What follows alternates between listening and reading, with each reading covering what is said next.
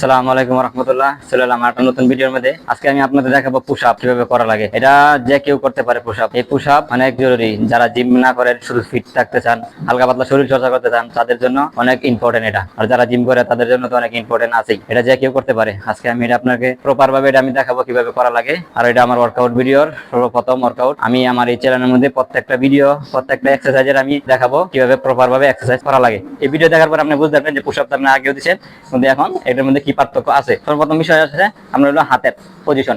আপনার হাতের পজিশন কেমন হওয়া উচিত? আপনার হাতের পজিশন হবে আপনার শোল্ডার অনুযায়ী।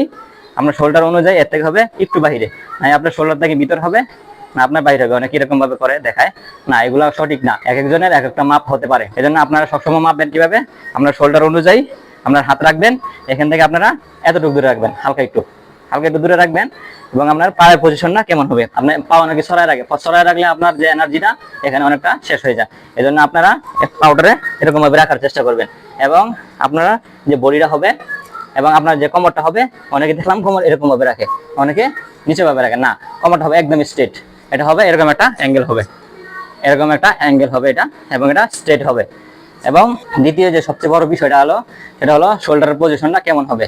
এটা আপনার বডিটা যখন আপনারা দিবেন তখন, এবং বডিটা আপনার এই পজিশনে রাখবেন, স্ট্রেট একটা পজিশনে রাখবেন, চেস্ট একটু আপ হবে। এবং এই যে পুশ আপ যে এক্সারসাইজটা, এটা আপনার শুধু চেস্টের না, এটা আপনার ট্রাইসেপ, বাইসেপ, আপনার শোল্ডার এবং পেট, কোর মাসল যেটা আমরা বলি, এবং চেস্ট প্রত্যেকটা কাজ করে। এই জন্য আপনার প্রত্যেকটা পজিশন সুন্দর করে যে আপনারা দিতে পারেন, এটা কিন্তু অনেক উপকারী একটা এক্সারসাইজ। এবং আমি আপনাদের আমার শোল্ডার অনুযায়ী হাত রাখলাম এবং হালকা একটু দূরে রাখলাম, এবং আমার শোল্ডারটা সামনে নিলাম, চেস্ট আমার সামনে নিলাম, চেস্ট আপ, এবং আমার পুরোটা পজিশন একদম স্ট্রেট।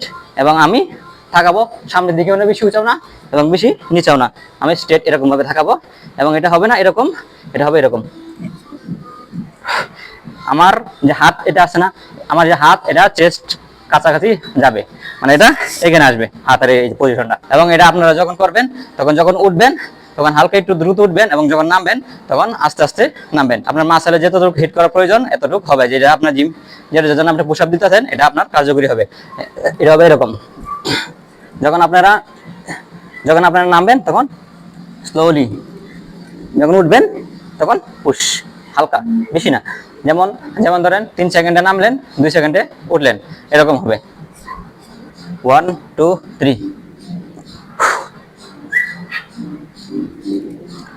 যখন আপনারা উঠবেন তখন আপনারা শ্বাস ছাড়বেন, যখন নামবেন তখন শ্বাস নিবেন।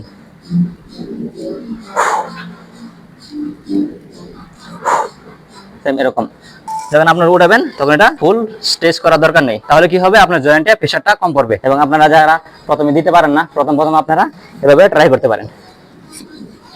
যারা আপনারা একবারে পারেন না পুশ আপ দিতে, তারা আপনারা এভাবে ট্রাই করতে পারেন। এটা আপনাদের সহজ হবে।